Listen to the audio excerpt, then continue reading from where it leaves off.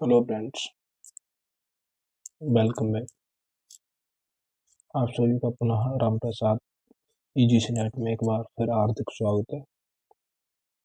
हमारी जो क्लास है बहुत लंबे समय लगभग 10-11 दिन बाद हो रही है। इसके कुछ निजी रीजन से चलिए तो हम अपनी क्लास को रोज आप कंटिन्यू करेंगे। अभी तक अगर आपने चैनल को सब्सक्राइब नहीं किया है तो चैनल को सब्सक्राइब कर दें और दोस्तों को भी शेयर कर दें। और दूसरा प्लेटफॉर्म हमारे ईजीसी जो राम प्रसाद IAS और न्यूज एंड एनालिसिस जो भी लिंक दिए उनको भी शेयर कर लें। चलिए तो पहले हम जो हमारा पैटर्न रहता है वो है कि जो पहले की क्लास है उसके जो प्रश्न हैं उनका रिवीजन करेंगे। तो इसके बाद जो आज की क्लास है उसको देखेंगे। तो पहले की जो क्लास है वो 22 है, हमारा यूथ कंपटीशन की जो बुक है उसके प्रश्न चल रहे हैं। चलिए तो पहला जो प्रश्न है कि निम्नलिखित में से किसने मार्क्सवाद के व्यवहारिक प्रयोग में सर्वाधिक योगदान दिया है। तो जो मार्क्सवाद था उसका जो प्रैक्टिकल प्रयोग किया वो 1917 में लेनिन ने किया था। ठीक है, तो ऑप्शन सी लेनिन। दूसरा प्रश्न है कि राज्य की उत्पत्ति के सावयवी सिद्धांत से किसका नाम संबंध है। सावयवी सिद्धांत किसने दिया था। तो देखिए जो सावयवी सिद्धांत है वो हर्बर्ट स्पेंसर ने दिया था। ऑप्शन डी सही था। इसके बाद जो हमने अगला प्रश्न देखा था कि सामाजिक संविदा सिद्धांत के अनुसार, तो सामाजिक जो संविदा सिद्धांत के अनुसार राज्य एक मानवकृत संस्था है। यानी जो कॉन्टेक्ट थ्योरी है वो कहती है कि राज्य को मानव के द्वारा बनाया गया है समझौते के माध्यम से। Option B. अगला जो प्रश्न था कि राज्य की उत्पत्ति के संबंध में उदारवाद की जो सहमति है वो किससे है। तो देखिए इसका जो आंसर देखा था वो था कि सामाजिक अनुबंध सिद्धांत से। ठीक है, और जो अगला प्रश्न था कि सामाजिक संविदा सिद्धांत, सामाजिक जो संविदा का जो सिद्धांत मुख्य रूप से प्रयत्न करता है, क्या प्रयत्न करता है। तो प्रयत्न करता है कि राजनीतिक दायित्व के आधार की व्याख्या करने का। अगला जो प्रश्न है कि सामाजिक समझौता सिद्धांत मूलतः चाहता है, तो ये चाहता है कि राजनीतिक दायित्व के आधार को समझना। ठीक है, अगला प्रश्न है कि सामाजिक समझौते का जो सिद्धांत संबंधित नहीं, किससे संबंधित नहीं है। तो वो सबकी इच्छा से संबंधित नहीं है। देखिए सामान्य जो इच्छा है वो रूसो ने प्रतिपादित की थी। जो अगला प्रश्न है कि निम्नलिखित में से राज्य की उत्पत्ति का जो पितृसत्तात्मक सिद्धांत है उससे संबंधित कौन है। देखिए पितृसत्तात्मक सिद्धांत का जो प्रतिपादन है वो हेनरी मैन ने किया था। अगला जो स्टेटमेंट है कि यदि लेवियातन इतिहास की कुंजी के रूप में व्यर्थ है तो यह राज्य के सिद्धांत के रूप में भी निष्फल है। यह कथन किसका है। तो देखिए कथन CE बाहर ने दिया था। और जो लास्ट प्रश्न देखा था कि निम्नलिखित में से कौन सा एक आधुनिक राष्ट्र राज्य के उद्भव के लिए उत्तरदायी कारक नहीं है। तो इसका जो आंसर था वो था ऑप्शन डी, शांति सुरक्षा और एकता की इच्छा नहीं। और फिर हमने इस तरीके से देख लिए थे। अब हम आज की जो क्लास है 23 3 उसके हम अगले 10 प्रश्नों का ताबड़तोड़ तैयारी करेंगे। चलिए तो आज की क्लास का जो पहला प्रश्न है वो आपके सामने रहा। एक सेकंड, इसमें पता नहीं क्या हो गया। पहला है कि राज्य के मार्क्सवादी सिद्धांत के संबंध में निम्नलिखित कथनों पर विचार करना है और कूट दिए हैं। पहला है कि राज्य बहुलवादी राज्य का स्पष्ट विकल्प प्रदान नहीं करता। दूसरा है राज्य वर्ग दमन का यंत्र है। मार्क्स ने राज्य संबंधी व्यवस्थित सिद्धांत विकसित नहीं किया है। और चौथा है कि राज्य श्रेष्ठ संरचना का हिस्सा नहीं। तो देखिए, हमें मान के चलिए कोई भी स्टेटमेंट नहीं पता है सही, लेकिन एक स्टेटमेंट हमें अच्छी तरीके से आता है कि राज्य वर्ग दमन का एक यंत्र है। और ये मार्क्सवाद ने कहा था। तो ऑप्शन 2 तो गलत है, केवल 2। चलिए बताइए, option A, B, C, D. तो इसका ऑप्शन है ऑप्शन बी सही। ऑप्शन बी यानी 2 और 3। तो राज्य वर्ग दमन का एक यंत्र है और मार्क्स ने राज्य संबंधी व्यवस्थित सिद्धांत विकसित नहीं किया है। तो 2 और 3 सही है। तो ऑप्शन बी, मार्क्सवाद के अनुसार राज्य का जो उदय है वो वर्ग विभेद के कारण हुआ है और राज्य संस्था सदैव ही शोषक वर्ग के सहायक के रूप में कार्य करती है और करती रही है। स्वयं मार्क्स के शब्दों में अगर हम कहें तो राज्य केवल एक ऐसा यंत्र है जिसकी सहायता से एक वर्ग दूसरे वर्ग का शोषण करता है। हालांकि मार्क्स राज्य संबंधी व्यवस्थित सिद्धांत विकसित नहीं किया। यह कार्य एंजेल्स ने अपनी प्रसिद्ध पुस्तक the origin of family, private property and the state में किया है। अतः उपयुक्त जो प्रश्न है वो सही है। तो देखिए, जो एंजल्स है उनकी एक फेमस बुक है the origin of family, private property and the state. आपको ध्यान रखना। अगला प्रश्न है 222 कि मार्क्सवादी सिद्धांत के अनुसार राज्य की उत्पत्ति हुई थी। पहला है उत्पादन के शोषणकारी संबंधों की रक्षा हेतु। दूसरा है उत्पादन के शोषणकारी संबंधों को अंत करने हेतु। तीसरा है वर्ग विहीन समाज की स्थापना करने और वर्ग संघर्ष की समाप्ति हेतु। चौथा है श्रमिक वर्ग के लिए स्वतंत्रता समानता सुनिश्चित करने हेतु। चलिए बताइए। तो देखिए, जो मार्क्सवादी सिद्धांत है वो राज्य को शोषण का यंत्र मानता है और वो पूंजीवादी प्रणाली को समाप्त करने की बात करता है। तो पहला स्टेटमेंट सही होगा कि उत्पादन के शोषणकारी संबंधों की रक्षा हेतु। ठीक है, तो ऑप्शन ए, मार्क्सवादी जो सिद्धांत के अनुसार राज्य की जो उत्पत्ति है उत्पादन के शोषणकारी संबंधों की रक्षा हेतु हुई है। मार्क्स ने कम्युनिस्ट मैनिफेस्टो 1848 में लिखा है कि राज्य पूंजीवादी वर्ग की कार्यकारी समिति है। अगला प्रश्न है कि सामाजिक संविदा के विचार को वर्तमान में नए रूप में पुनर्जीवित किया है किसने? पहला है नोजिक ने, दूसरा है ऑक्सफोर्ड ने, तीसरा है रोल्स ने, चौथा है अन्ना अरेंट। चलिए बताइए, 2006 में प्रश्न पूछा हुआ है। तो देखिए, इसका जो आंसर है वो ऑप्शन सी है, रोल्स। और जो रोल्स हैं वो अपने न्याय सिद्धांत के लिए बहुत फेमस है।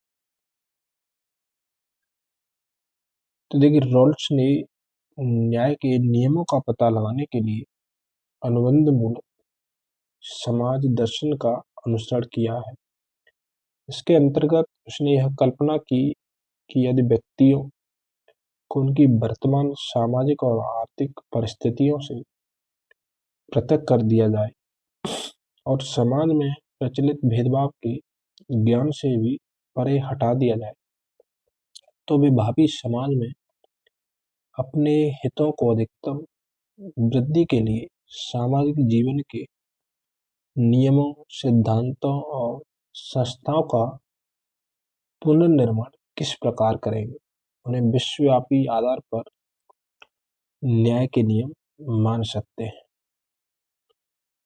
अगला प्रश्न है कि राज्य की उत्पत्ति का जो सामाजिक समझौते का जो सिद्धांत है, देखिए थोड़ा गलत हो गया, सिद्धांत है प्रतिपादित किया था। राज्य बनने के पहले मनुष्य प्राकृतिक अवस्था में रहा करता था। दूसरा है राज्य ईश्वर का प्रतिनिधि है। राज्य शक्ति का परिणाम है, या फिर राज्य विकास की स्वाभाविक प्रक्रिया का परिणाम। चलिए 2001 में पूछा हुआ है, बताइए आंसर। तो देखिए, इसका जो आंसर है कि राज्य बनने से पहले मनुष्य प्राकृतिक अवस्था में रहा करता था, इसलिए सामयिक समझौता सिद्धांत प्रतिपादित किया गया। तो देखिए, सामाजिक जो समझौता सिद्धांत राज्य को कृत्रिम सत्ता मानता है, जैसे मनुष्य ने अपने हित के साधन के लिए बनाया है। अतः यह सिद्धांत मानता है कि राज्य बनने से पहले मनुष्य प्राकृतिक अवस्था में रहता था, जिसे वह संविदा के द्वारा त्याग कर एक राज्य में रहना स्वीकार करता है। अगला प्रश्न है कि कार्ल मार्क्स राज्य की जो उत्पत्ति है वो खोजता है आदर्शवाद में, नैतिक और आचार संबंधी विकास में, तीसरा है धार्मिक विचारों और संस्थाओं के विकास में, चौथा है जीवन की भौतिक दशा। देखिए 2006 और 2001 में पूछा हुआ है। तो देखिए, इसका जो आंसर है कि जीवन की भौतिक दशा। तो देखिए, राज्य को वर्ग संघर्ष का कारण मानता है मार्क्स। वह मानता है कि किसी भी युग में राज्य का जो स्वरूप है तत्कालीन उत्पादन प्रणाली पर आश्रित होता है, तथा जीवन की भौतिक दशाएं भी इसी उत्पादन प्रणाली पर आश्रित होती है। जब धन किसी एक वर्ग के हाथ में आ जाता है और दूसरे को उसका आश्रित होना पड़ता है, विद्रोह न कर दे, इस आशंका से धनिक वर्ग राज्य रूपी संस्था का निर्माण अपनी सुरक्षा के लिए करता है। वो कहता है कि जो राज्य वगैरह जो सब वर्ग है, वो पूंजीवादी जो वर्ग है, इन्हें अपने संरक्षण के लिए बनाता है।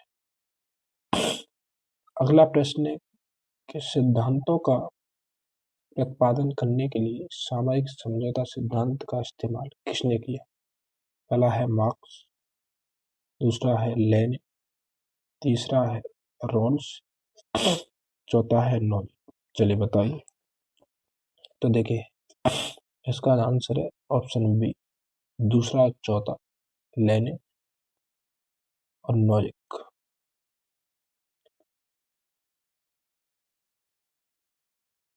एक सेकंड, थोड़ा गलत है इसमें। इसका जो आंसर है डी होना चाहिए, तीसरा और चौथा। ठीक है, इसको करेक्शन कर लीजिए आप। तो रॉल्स के न्याय के नियमों का पता लगाने के लिए रॉल्स ने अनुबंध मूलक समाज दर्शन का सहारा लिया। रॉल्स के न्याय संबंधी विचार दो मान्यताओं पर आधारित है। प्रत्येक व्यक्ति को समान मूलभूत स्वतंत्रता की व्यापक व्यवस्था की प्राप्ति का समान अधिकार है तथा सामाजिक और आर्थिक असमानताओं को इस तरह से व्यवस्थित किया जाए कि हीनतम स्थिति में रहने वालों को सबसे ज्यादा लाभ मिले। दूसरी ओर रॉबर्ट नोजिक 1938 से 2002 ने भी अपनी प्रसिद्ध रचना अनार्की स्टेट एंड यूटोपिया 1974 में अपने न्याय संबंधी सिद्धांत का प्रतिपादन करते हुए न्याय के ऐतिहासिक सिद्धांत को अपने चिंतन का आरंभिक बिंदु स्वीकार किया है।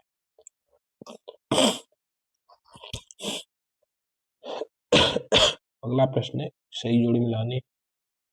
पहला sir Henry Maine, Hobbes, Oppenheim और ऑस्टिन। राज्य की उत्पत्ति का ऐतिहासिक सिद्धांत और उत्पत्ति का जो सामायिक समझौता सिद्धांत, शक्ति सिद्धांत और दैवी सिद्धांत। चलिए बताइए। तो देखिए जोड़ा सुमेलित नहीं है तो डी। तो हेनरी मैन ने ऐतिहासिक सिद्धांत दिया था, हॉब्स ने सामायिक समझौता सिद्धांत दिया था, ओपेनहाइम ने शक्ति सिद्धांत। लेकिन जो ऑस्टिन राज्य की उत्पत्ति दैवी सिद्धांत गलत है। दैवी सिद्धांत जेम्स फर्स्ट ने दिया था। ठीक है। तो ऑस्टिन मुख्य रूप से कानूनी संप्रभुता का एकत्ववादी संप्रभुता का सिद्धांतकार है। इनका राज्य की उत्पत्ति के किसी सिद्धांत से प्रत्यक्ष सरोकार नहीं है, किंतु हॉब्स और बेंथम की भांति यह भी राज्य की उत्पत्ति जन सहमति पर आधारित मानते हैं, जो कि सामायिक समता सिद्धांत का ही रूप है। लॉक के अनुसार जिस लक्ष्य की सिद्धि के लिए राज्य अस्तित्व में आया वह है व्यक्ति के अधिकारों की रक्षा, शासक वर्ग के हितों की रक्षा, अपने सदस्यों को मूल अधिकार प्रदान करना, अपने अंग्रेजी राजतंत्र के वंशानुगत अधिकारों की रक्षा करना। तो देखिए लॉक के अनुसार व्यक्ति के अधिकारों की रक्षा के लिए राज्य अस्तित्व में आया। तो जो लॉक के अनुसार राज्य व्यक्ति के अधिकारों की रक्षा के लिए अस्तित्व में आया। ध्यातव्य है कि लॉक ने जीवन, स्वतंत्रता तथा संपत्ति को व्यक्ति के प्राकृतिक अधिकार, वेरी वेरी इंपोर्टेंट है, जीवन, स्वतंत्रता और संपत्ति। अगला प्रश्न है सही जोड़ी मिलानी है अपन को। एक सेकंड, 229। हाँ सही है। देखिए एक तरफ हॉब्स, दूसरी तरफ ओपेनहीमर, तीसरी तरफ हेनरी मैन, चौथी तरफ जेम्स प्रथम पितृसत्तात्मक सिद्धांत, दैवी सिद्धांत, शक्ति सिद्धांत, सामाजिक अनुबंध सिद्धांत। तो देखिए हॉब ने सामायिक समझौता सिद्धांत दिया था, ओपेनहीमर ने पितृसत्तात्मक सिद्धांत, जेम्स फर्स्ट ने दैवी सिद्धांत और हेनरी मैन ने शक्ति सिद्धांत दिया था। तो देखिए हॉब्स ने सामायिक अनुबंध का सिद्धांत, ओपेनहीमर ने शक्ति सिद्धांत, हेनरी मैन ने पितृसत्तात्मक सिद्धांत और जेम्स फर्स्ट ने दैवी सिद्धांत। और जो आज का लास्ट प्रश्न है वह है कि निम्न वक्तव्य में से कौन सा वक्तव्य राज्य की उत्पत्ति के विषय में मार्क्सवादी सिद्धांत को स्पष्ट करता है। तो राज्य की उत्पत्ति साधनों का विकास करने के उद्देश्य से हुई। राज्य की उत्पत्ति उत्पादन की विधि में परिवर्तन लाने के उद्देश्य से हुई। राज्य की उत्पत्ति उत्पादक के इनके शोषण कारक संबंधों के रक्षार्थ हुई। अब राज्य की उत्पत्ति वर्गहीन समाज के उद्देश्य से हुई। तो देखिए मार्क्सवादी सिद्धांत कहता है कि राज्य की जो उत्पत्ति है वो उत्पादन के शोषण पर संबंधों की रक्षार्थ हुई। ठीक है। तो ऑप्शन सी। मार्क्सवादी सिद्धांत का मानना है कि जो राज्य की उत्पत्ति है न तो किसी नैतिक उद्देश्य की सिद्धि के लिए हुई, न ही किसी मनुष्य की इच्छा की पूर्ति के लिए हुई, बल्कि इसकी उत्पत्ति का जो प्रमुख कारण है पूंजीपति वर्ग द्वारा श्रमिकों के शोषण को वैध बनाना तथा उनके विरुद्ध किसी भी प्रकार की क्रांति की संभावनाओं को समाप्त करना। तो मेनली जो मार्क्स है वो मानता है कि जो राज्य है वो पूंजीपति वर्ग ने बनाया है, और इसका जो कारण है पूंजीपति अपनी जो संपत्ति है, आज जो निजी संपत्ति का जो विचार है उसकी रक्षा करना है। और मार्क्सवादी जो सिद्धांत है वो राज्य, मार्क्सवादी कहें या फिर साम्यवादी कहें, वो राज्य विहीन और वर्ग विहीन समाज की बात करता है ना। वहां पे कोई राज्य नहीं होगा क्योंकि राज्य की जरूरत नहीं होगी, और वर्ग भी नहीं होगा। और शासन किसका होगा? तो लोग समाज में मिलजुल कर जो मजदूर वर्ग है वो शासन चलाएंगे। उन्होंने कहा था कि दुनिया के मजदूरों एकत्रित हो जाओ। तो जो मार्क्स है वो अंतर्राष्ट्रीय विचारक माना जाता है। इसी स्टेटमेंट से उन्होंने कहा था कि दुनिया के मजदूरों एक हो जाओ, यानी पूरे विश्व की बात कर रहा है। और जो पूंजीवादी प्रणाली है उसे उखाड़ फेंक दो, क्योंकि न केवल तुम्हारा शोषण करती है बल्कि तुम्हें अपने अधिकारों से भी वंचित करती है। इसलिए मार्क्स को एक महान थिंकर माना जाता है पश्चिमी विचारकों में।